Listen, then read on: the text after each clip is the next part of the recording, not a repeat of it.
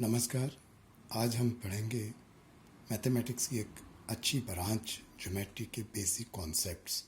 तो वीडियो बनी है बेसिक कॉन्सेप्ट्स ऑफ ज्योमेट्री के इर्द गिर्द। तो ज्योमेट्री की सबसे पहली जो धारणा है वह है पॉइंट।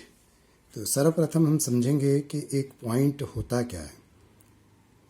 पॉइंट इस प्रकार की एक धारणा है ज्योमेट्री में जिसमें हम एक लोकेशन को डिसाइड करते हैं कि अमुक लोकेशन, पर्टिकुलर लोकेशन, जिस तरह मैं ये एक डॉट का यहाँ पे निशान बना रहा हूँ।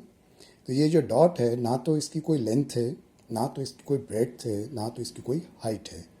मान भी लो अगर हम माइक्रोमीटर के साथ मानते हैं कि कोई लेंथ ब्रेड्थ हाइट ज़रूर इसकी होगी, किंतु जब ये एक धारणा बना ली गई है कि इसको हम नहीं कंसिडर करेंगे कि इस लोकेशन में ना तो किसी प्रकार की लेंथ है, ना ब्रेड्थ है, ना हाइट है। यही जो कॉन्सेप्ट है जिसमें नो लेंथ, मैं लिख रहा हूँ, नो लेंथ, नो ब्रेड्थ, दूसरी बात जो हम कहते हैं ना तो लेंथ है ना ब्रेड्थ है, एंड नो डेप्थ।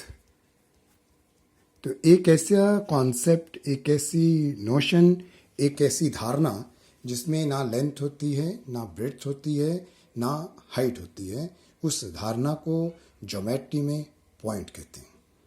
तो पॉइंट से आगे बढ़ेंगे हम रे। तो अब रे क्या है उसमें समझना है। हम सूर्य की तरफ देखते हैं। जैसे हम सूर्य की तरफ देखते हैं तो हमें ये तो मालूम है कि प्रकाश की जो किरण है, जो रे है, वो सूर्य की तरफ से आ रही है। कहाँ तक जा रही है?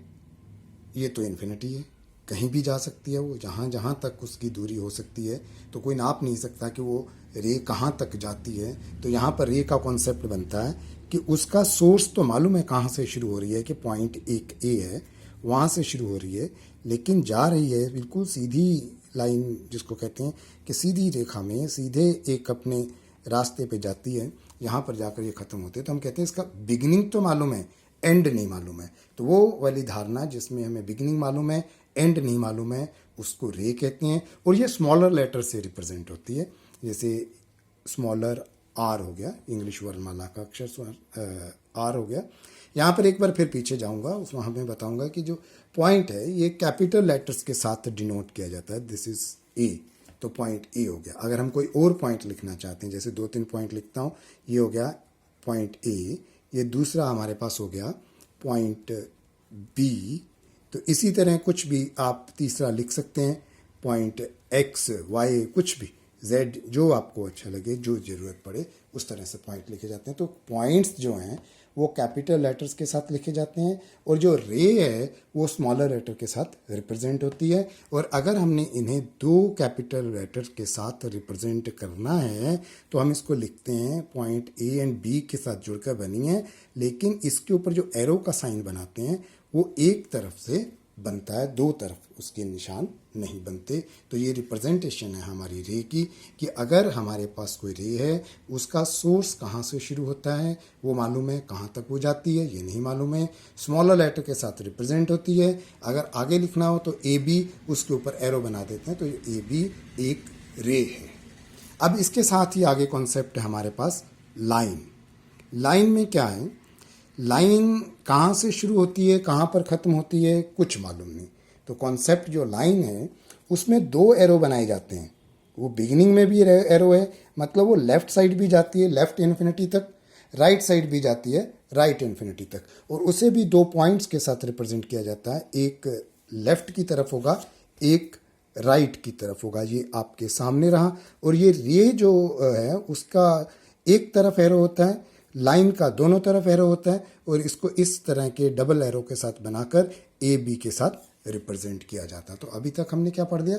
हमारे पास रे है, हमारे पास लाइन है। अब इसके बाद एक कॉन्सेप्ट होता है लाइन सेगमेंट। तो नेक्स्ट कॉन्सेप्ट है लाइन सेगमेंट। लाइन सेगमेंट में क्या है दोस्तों, मेरे प्यारे विद्यार्थियों?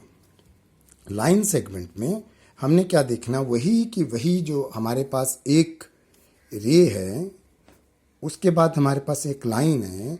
अगर उसमें एक हिस्सा काट लिया जाता है, ये जो मैं काट रहा हूँ इसको मैंने यूं करके यहाँ से और यहाँ से काट लिया, एक वहाँ से मुझे उसका पार्ट मिल गया और मैं इसको सिर्फ विदाउट एरो की जो लाइन है उसके साथ रिप्रेजेंट कर रहा हूँ, तो इस भाग को बोल देते हैं लाइन सेगमेंट। तो अब हमारे पास तीन कॉन्सेप्ट जो हैं, एक रे का, दूसरा लाइन का, तीसरा लाइन सेगमेंट का। तो इन तीनों की डेफिनेशन भी इस तरह से बनेगी कि ray is concept which has a point of initiate, और कहाँ से शुरू होती है, point of beginning and no end point. Whereas line concern, it has no end point either on left side or on right side. It never have any end point. And third हमारे पास line segment होते हैं. This is the part of line. Line में से कहीं भी कोई हिस्सा निकाल लिया जाता है तो that is called segment AB. तो इनके बाद जो मैंने अभी तक आपके साथ डिस्कस किया पॉइंट, फिर मैंने आपके साथ डिस्कस किया रे, उसके बाद डिस्कस किया लाइन, फिर आया लाइन सेगमेंट। अब इनके बाद एक कॉन्सेप्ट बनता है जो दो रेज के जुड़ जाने से बनेगा। तो वो जो पॉइंट है, वो जो कॉन्सेप्ट है, दैट इज कॉल्ड एंगल। अब एंगल क्या है, किस तरह से हमने एंगल को समझना है, वो समझने के लिए हम आगे आते हैं। अभी तक हम रे के बारे में जान चुके हैं। तो रे क्या है, एक रे है, पॉइंट से निकल रही है, ये आपके सामने। जैसे ही वो पॉइंट से निकलती है तो एक उसका नाम मैं रख लेता हूँ से ए बी, क्योंकि एक एंड पॉइंट है, एक एंड पॉइंट नहीं है। उसी पॉइंट से एक रे और निकलती है, उसका भी एंड पॉइंट है और उसका मैं नाम रख लेता हूँ सी। तो दो रेज हो गई हमारी जो एक ही पॉइंट से चलती हैं, एक पॉइंट ए और एक पॉइंट ए से चल के बी की तरफ जाती है, फिर पॉइंट ए से चल के सी की तरफ जाती है। तो इस तरह से जो हमें कॉन्सेप्ट मिलता है, ये यहाँ से चलते हुए कहाँ तक पहुँची है, ये जो एरो का साइन है ये दर्शाता है कि इसने कितना एंगल बना लिया है। ये जो दोनों के बीच में जो इन्होंने डिस्टेंस ट्रेवल कर लिया है, इस वाले भाग को एंगल कहा जाता है। कहने का मतलब एंगल जो है दो रेज की ज्वाइनिंग से बनता है। दो रेज जब एक ही पॉइंट से निकलती है, निकलने वाले पॉइंट को वर्टेक्स कहते हैं। तो हमारे पास वर्टेक्स आ गया, एंगल का वर्टेक्स। वर्टेक्स क्या है हमारे पास, ए, और इसकी दो आर्म्स हैं। आर्म्स कौन कौन सी हैं, एक है रे ए बी, दूसरी है रे ए सी। तो इन तीन भागों को हमने समझा। एक इसका वर्टेक्स है, दो इसकी रेज हैं, और पूरी के पूरी जो ये कॉन्सेप्ट है इसको एंगल कहते हैं। अब इसका नाम कैसे इस एंगल का रखा जाता है, इस एंगल को सी ए बी, वो कैसे, ये सी से शुरू हुआ है और ए तक निकला, यहाँ पे वर्टेक्स बन गया और ये पहुँचा बी तक, तो सी ए बी ये रहा इसका नाम। और जो एंगल का वर्टेक्स है वो हमेशा सेंटर में रहेगा। अब इसका दूसरा नाम हम बी से शुरू हो रहा है, ए से जा रहा है सी से, दूसरा नाम इसका हम एंगल बी ए सी रख सकते हैं। अगर हमारे पास एक पॉइंट पर एक ही एंगल बन रहा है तो हम इसका नाम एंगल ए भी रख सकते हैं। तो कहने का मतलब इसका नाम इस तीन तरह से रखा जा सकता है। एक बार फिर आप देखेंगे, सी ए बी या बी ए सी, और तीसरा सिर्फ वर्टेक्स के नाम पर ये नाम रख दिया गया। तो आज हमने सिर्फ इतना सीखा कि हमारे पास एक डेफिनेशन या एक अवधारणा आई जिसको हम समझ पाए, पॉइंट, दूसरा था रे, तीसरी थी लाइन, चौथी थी लाइन सेगमेंट।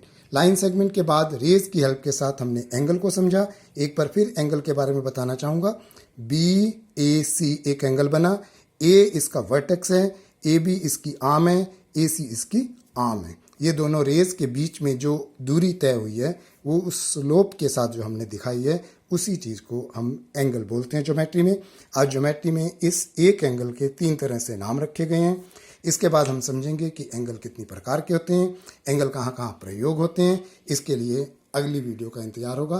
तो इस सारे कॉन्सेप्ट को एक बार आप दोहरा लेना। जब तक आप दोहराएंगे सारे कॉन्सेप्ट को समझ लेंगे, उसके बाद बाकी का भाग बहुत अच्छी तरह से समझ आएगा। धन्यवाद। वीडियो देखने के लिए बहुत बहुत शुक्रिया।